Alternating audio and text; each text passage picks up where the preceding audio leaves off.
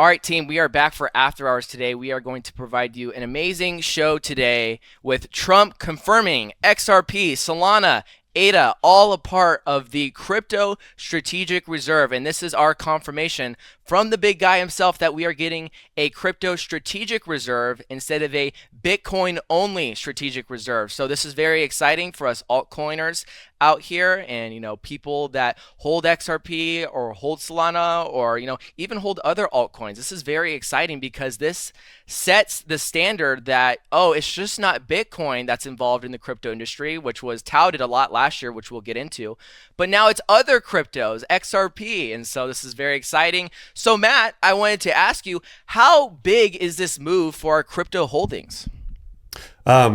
Market wise, obviously we've seen some big vacillations the last 24 hours. So obviously yesterday on the tweet, or it wasn't a tweet, he's True Social. He's still locked into True Social. I applaud the commitment, but just bring your news to X like everyone else does, buddy. But he obviously mentioned some very specific cryptos in there, XRP, Cardano, Solana, right? Some others. So that was a big deal for a lot of people from a sentiment perspective. Obviously today we're seeing most of those candles reversed. We're seeing most alts kind of back where they started. Bitcoin obviously up a bit, but still giving back most of those gains from yesterday. So it's a big deal in the sense of this is something he talked about pre-election, right? But him posting this kind of thing with the anticipation of this coming to fruition is getting the markets a little bit excited. So of course, like we always talk about, the charts are going to do what the charts are going to do.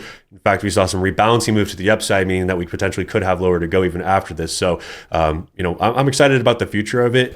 This is also why I just try not to time like all of my stuff around like, well, as soon as I announce it, we're on up and away, right? Like that's not always the case. We still have the economic environment. There's other factors. There's tariffs. There's war. There's a lot of things that we have to consider when we look at like healthy growth in bull runs.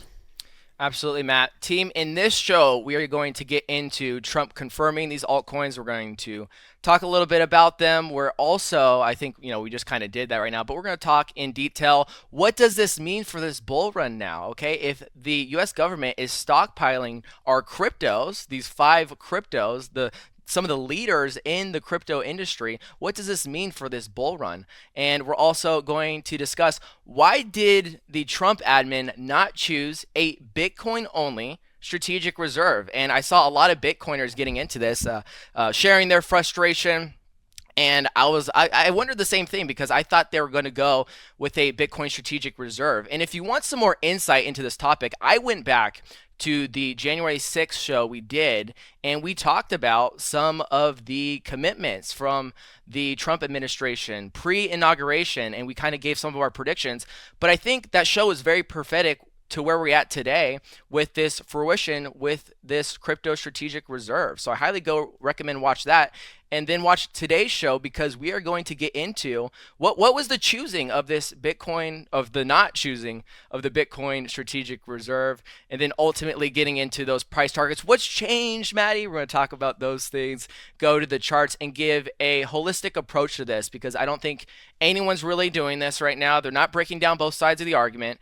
And I think you are going to get the best of both worlds from today's show. But before we get into the show for today, team, become a CryptoCharge member. Click the pinned link down below. Sign up at CryptoCharge. It's an education platform. I was meeting people this weekend, and they're my age, and they're asking me about crypto. And they're asking me, should I buy XRP? Should I buy Bitcoin? Should I buy Ethereum? And I'm like, no. And I was like, no, you shouldn't be. And they're like, oh, surprise. This reminds me back to college where my professor asked me in class, Bitcoin was at $69,000. He's like, should I buy Bitcoin? And I was like, no, it's the Pico top. What are you doing? And so you have to look at other cryptos there, and we teach you how to do that at CryptoCharge. Matt, can you break down to the team what CryptoCharge is all about? Yeah, sure.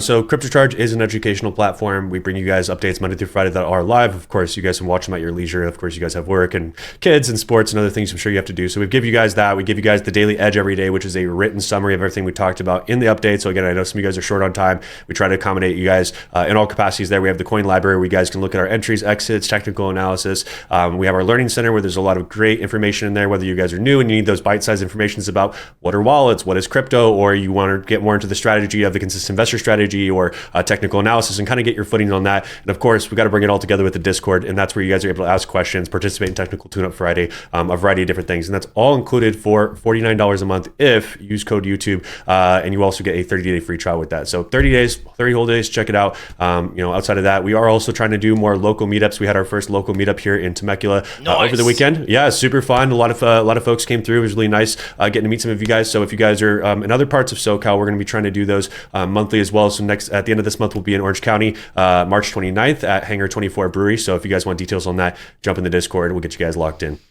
That sounds great, Matt. All right, team, I'm really excited to get into the show. On this show, we are going to get towards the stockpiling of the cryptos. Some of the questions I had for today was, how does this change the overall price targets? We're going to get into that. But also, too, why does it look like the U.S., what does an actual U.S. stockpiling look like of crypto? And then how does this affect other countries? So we're going to get into that. But before we get into that, I kind of want to talk about the surprise move to not go with a strategic Bitcoin reserve. And I think there's, two plays here.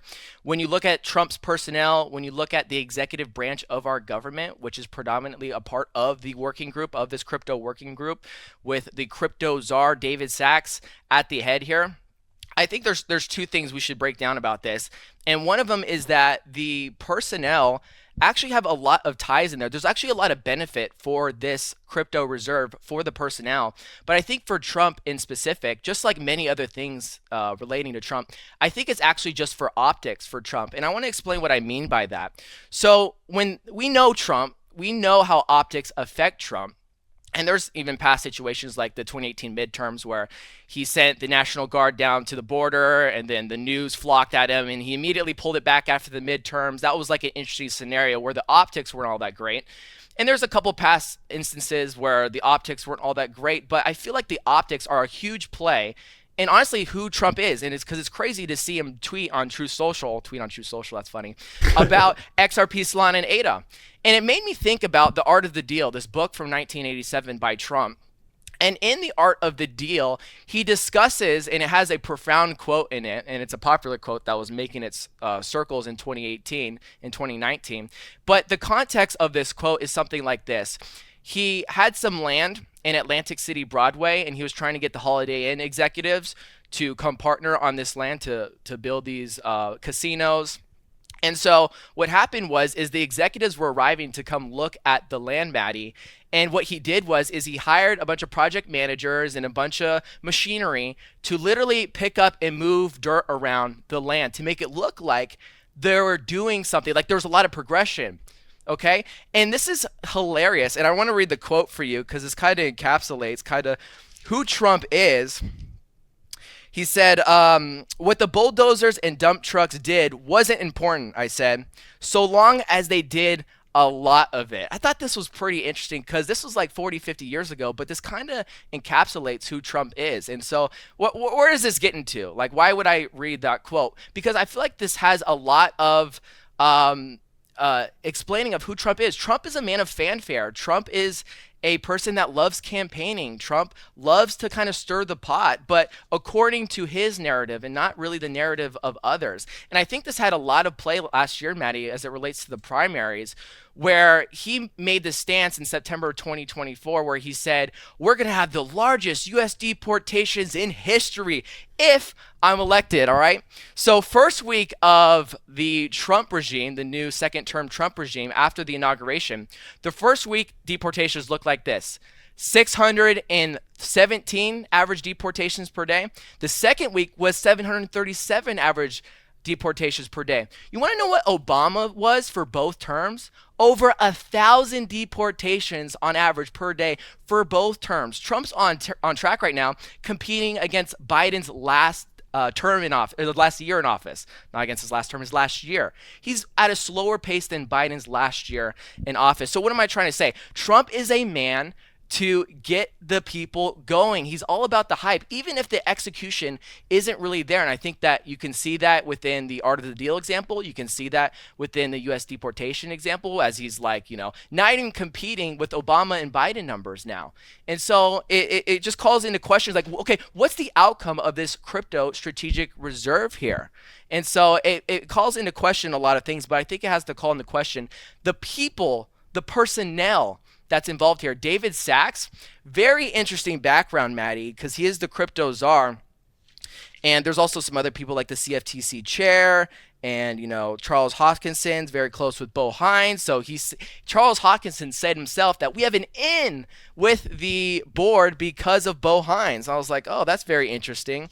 And so you have all these people that have this in with the working group, and specifically, it's David Sachs and Howard Lutnick. Howard Lutnick has he said on Pomp's show, over $100 million in Bitcoin, which is astounding. He's very anti-CBDC, but he comes out of the Fitzgerald group, or the Cantor Fitzgerald group, where they have constantly bought spot Bitcoin ETFs, spot Ethereum ETFs. He takes on this position in the government, Maddie, passes down the company to his kids. And so now he's in a working group scenario, and it's like, oh, let's not only choose Bitcoin, we got to include Ethereum in this, right?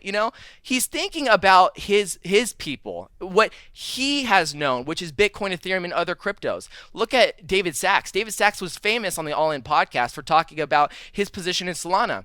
He's since come out and said he's liquidated all of his own personal positions, but he's still the head at his venture capitalist firm, where they have constantly invested into blockchain tech, DEX exchanges. They invested into the Fold finance service, where it basically allows you to run your whole life through Bitcoin, through like a Bitcoin bank account. It's not FDIC insured, but it is interesting. So these people, I can get into it later. There's just a lot of things we can get into. Matt, do you think like there's some foul play here?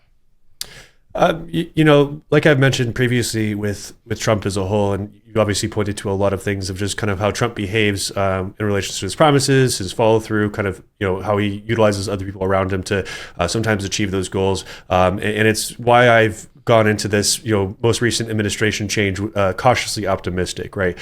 Because I've seen Trump talk very, embellishing before, talking a lot of game, and then some of that stuff falls to the wayside, or a lot of the stuff doesn't become as big of a talking point as it was previously. So remember too that Trump will kind of want to test the waters a bit, and he wants to kind of see how people are reacting to certain statements and sentiments, right? And I'm sure he's got a whole team that gives him a gaggle of analytics when he says certain things of how much people are retweeting it, what kind of meme volume they're getting. I'm sure there's a lot of stuff that they're able to see. So obviously Bitcoin is the most known asset out there, right? So if you're trying to talk to the general public about, hey, we're going to do a Bitcoin reserve, right? Or we want to have a crypto reserve, but it's going to be a Bitcoin oriented reserve. That's going to resonate with a much larger cohort of people as like, oh, Trump's pro crypto, even if you're not like keeping up on everything that's happening in DLT, you're like, oh, Exactly. Whatever. If you say you're very Republican and you see that, even if you didn't know anything about crypto and you know that Biden was very anti-crypto and Trump's saying it's a very good thing, we got to have Bitcoin reserve, maybe your sentiment shifts on crypto a little bit, just kind of knowing a little bit about Bitcoin being a digital asset and then also just being anti whatever was before.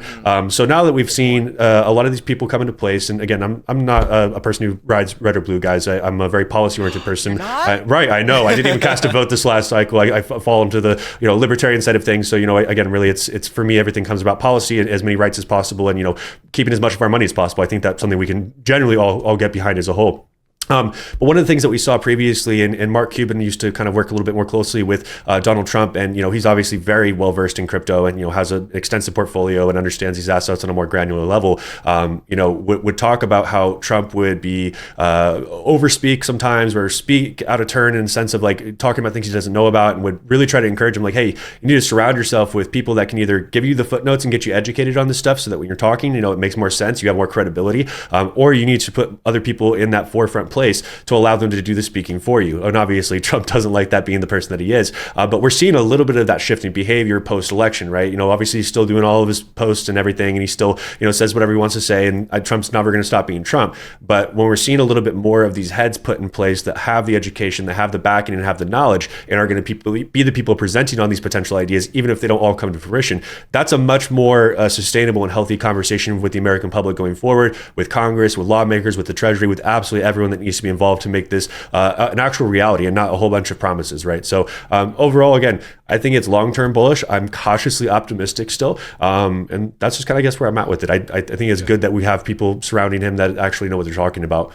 Yeah, great points there, Maddie. And just to kind of tie a bow on this for you Bitcoiners that are upset, if you want to be mad at people, be mad at the personnel, be mad at David Sachs, be mad at Howard Lutnick. Okay, these are the people that brought this to Trump. Now, I think I displayed to you the benefits they have in it. Howard Lutnick, with his own personal bags and his own connections with his family to his Cantor Fitzgerald, and then you have David Sachs, which is at his firm still. He got an exemption. He didn't have to step down, so he still is at that firm, even though he is the crypto czar. So I think there is some connections here. They weren't going to take a big stand on just Bitcoin only. They wanted to include everything. And I talked to Dan about this the other day, and he actually said what I said was pretty profound because I paid attention to this pretty closely. Last year during the primaries, you had Trump came the opposite side of what Biden had said for so long. He came on the other side and said, oh, Bitcoin strategic reserve. This was famous at the Bitcoin conference, right? You guys remember when he came out with this? Bitcoin strategic reserve.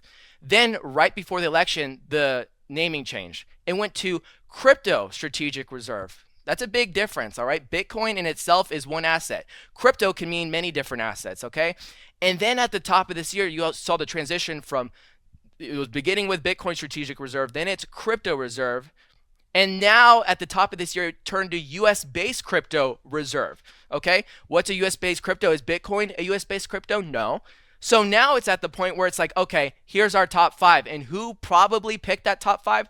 I think it's David Sachs. You know, the Bitwise asset firm within the top 10 ETF, it is those five assets. So is that a coincidence? I don't think so. And so even though he doesn't hold any of these personal cryptos anymore, I mean, I feel like there is still something to gain here from his firm and from these other people that hold Bitcoin and that have ties to blockchain tech, that have investment firms that are investing into blockchain tech, startups into blockchain tech, whether it's Bitcoin solutions, whether it's DEXs, decentralized exchanges, into DeFi like Bo Hines. Bo Hines very big into DeFi. So there's a lot of hands in the pot here, and it was never going to be Bitcoin only. And that's the funniest thing, Matt. Looking on that January 6th show, I was like, how did I not see this coming? All of their hands are in the pot everywhere in the crypto industry. It's not just Bitcoin.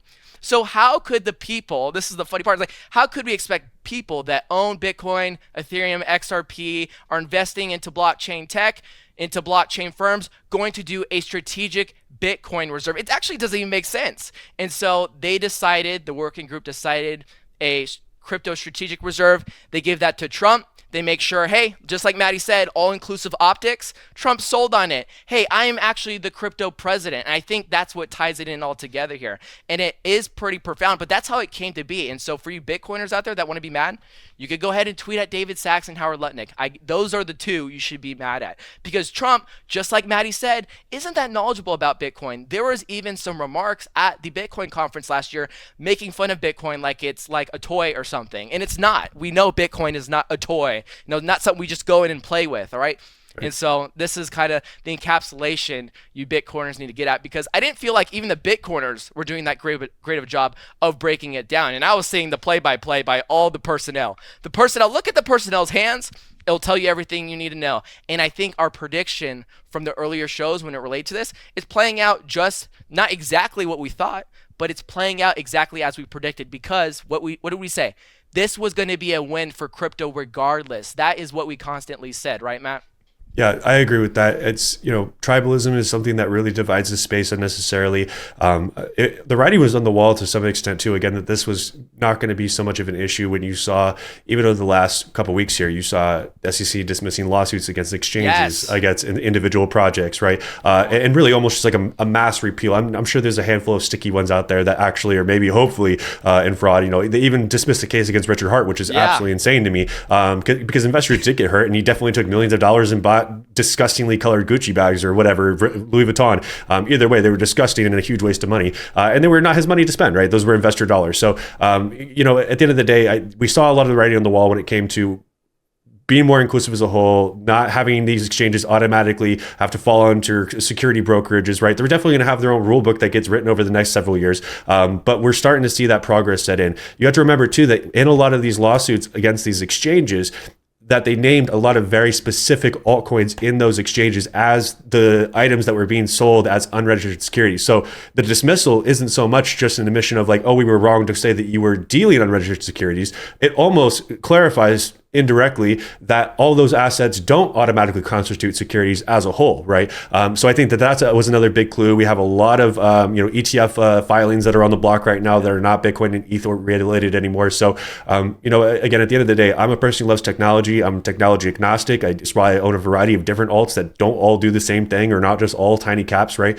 Because I see the technology value and I see the long-term growth. And to say that you only want to see one type of asset because it's your main holding, your only holding, and you're upset that anything else is in it is really, really foolish. So again, this is more like, it's not going to represent a huge portion of our portfolio, imagine, as the US government. It's probably going to represent a very small portion. You also have to look at the buying schedule. They're not always going to buy at places where you want them to buy, right? And that's not always going to help the market out. You also look at maybe it will give us a little bit more clarity into like an auditing of what we have from a reserve standpoint, because we can track those transactions a little bit more closely. Now, of course, sometimes if, there's lots of sub wallets that can be created, it makes it a little bit messier for the everyday person. But for example, our gold that's allegedly all in Fort Knox has not had a full audit inspection since 1953.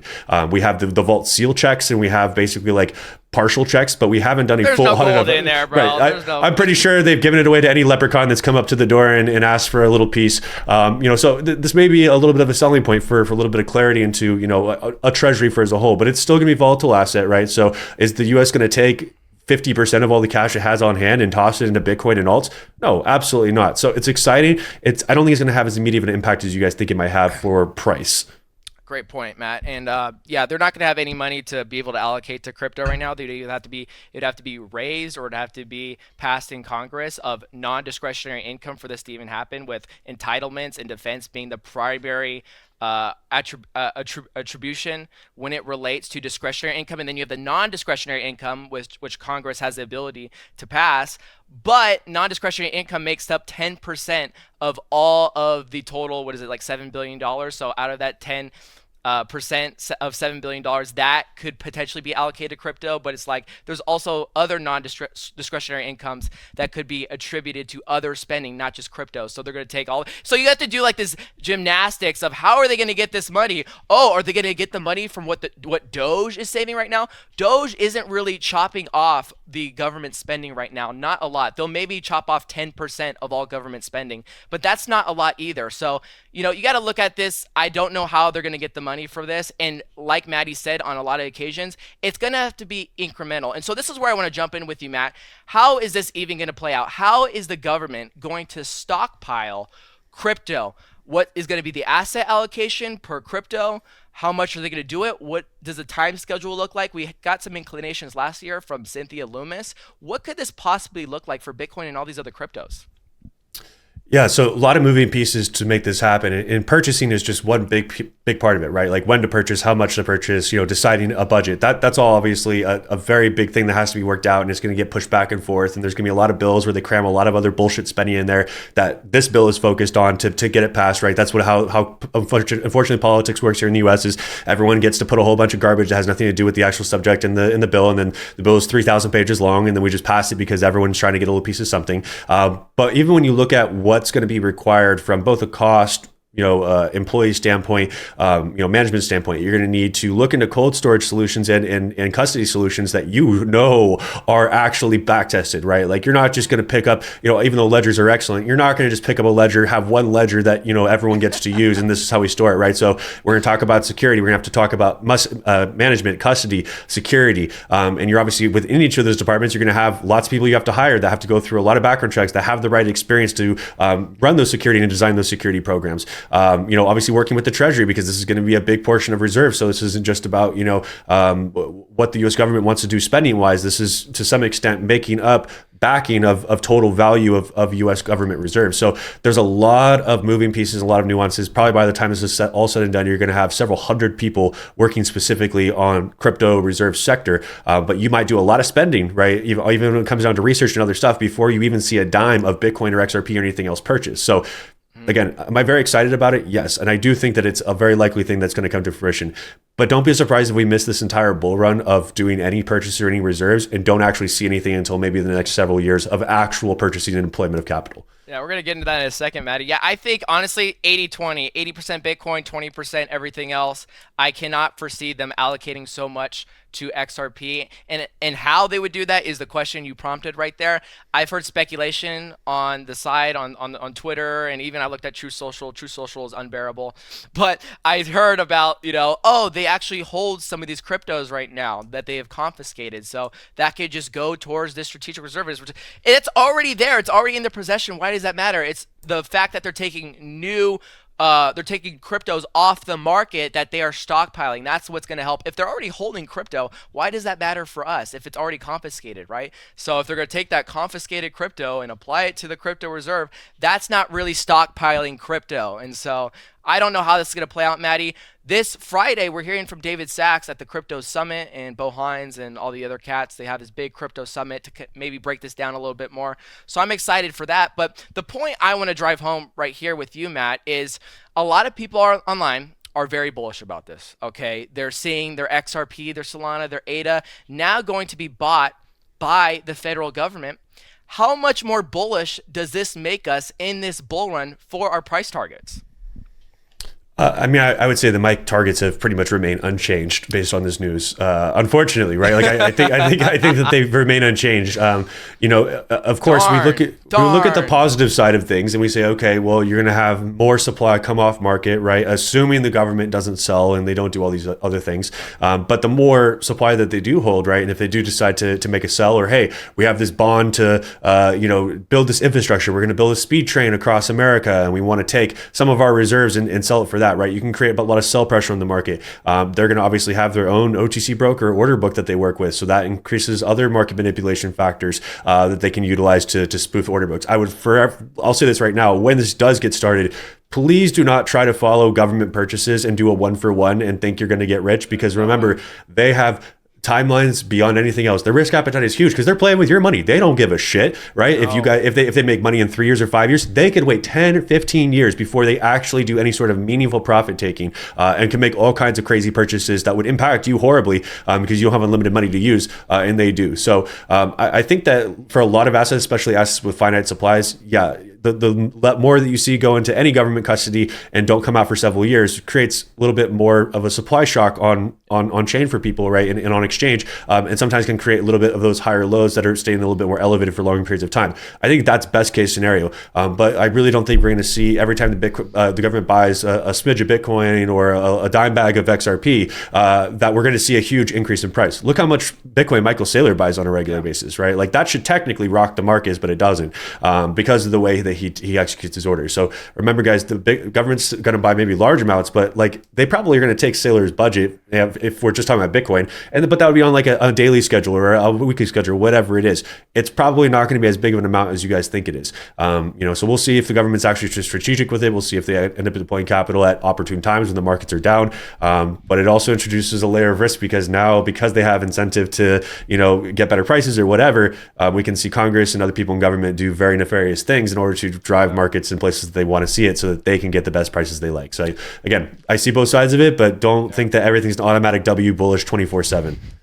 Great point there, Maddie. I don't know what else there really is to talk about this. Obviously, this is cool because we hold some of these assets, or maybe just one of these assets being an XRP. So this is bullish. We saw that Sunday yesterday. We saw a great day. I loved looking at my trading view. That was very exciting. But I don't think this is going to have any real short-term implications. I think people will jump on the short-term sentiment and start buying up, but I don't see XRP just going to $4 next week. I think we're going to see a natural progression. We have the price targets on the website, and just like Maddie said, he's not changing. I don't know why you would change the price targets. Why would you extend TP1 because the government is going to be buying crypto. They haven't even started. Right. This hasn't even started yet, And so it's all just about like I said, guys, it's a lot of hype right now. It's a lot of talk. And, think back to those conversations we just had about who Trump is, the personnel around him. Trump's personnel has historically been awful, not good executors, okay? And so will this crypto reserve be great? I can only hope, but there is a lot of talk. Remember, Trump is that person that is always creating fanfare, and I love the guy, but like I need some execution here. I need a lot of hoarding of XRP, Maddie, to be honest. Oh yeah. I need to see my bag go beyond the 8 Fibonacci. It needs to go beyond $21 this bull run. So, and then I can retire. But, the question arrives is like, oh, who are these nefarious players involved? Why were these assets chosen? And so hopefully that gave you some insight today, team. Maddie, anything to wrap up on this? My nose is getting really stuffy right now and I can't really talk. Anything about crypto charge? Anything about investing right now? Anything on top of the kind of topics we just talked about? Yeah. So, I mean, obviously, we talked about a lot of big macro stuff as far as kind of upcoming exciting things that are a little bit more micro. We are having Michael Stoyer back on the show next week. So, next Monday, we're going to have him back. He's going to be talking about Casper 2.0. If you guys have stuff that you guys are curious about or you guys want to hear about, you guys can drop some of your questions and we'll maybe take some of them into consideration if they're good questions. So, definitely participate in that. Like I also mentioned, we're going to be doing an Orange County meetup at the end of this month. So, if you guys are local to that area, let us know. We're going to be trying to do San Diego, LA, periodically kind of do a rotation. Arizona? So, right? Maybe Arizona, right? So trying to give you guys some opportunity if you guys are even in someone within the region to be able to be close enough to get to some of these meetups because it is really nice to meet people and not just be internet warriors and it's easy to build opinions about people and it's really great to meet other people who are actually passionate in the space, invested from all different levels, different ages, and just connect with other people. So it'd be a great opportunity for you guys. But yeah, obviously crypto is in a ugly state today price wise, but I'm steady with my DCA. I would not be making any crazy changes. I wouldn't. If you're on DCA, don't think you need to switch to market buying or limit-based ordering right now because you want to be a hero and you think that you found the bottom. Obviously, after we saw yesterday's big green candles,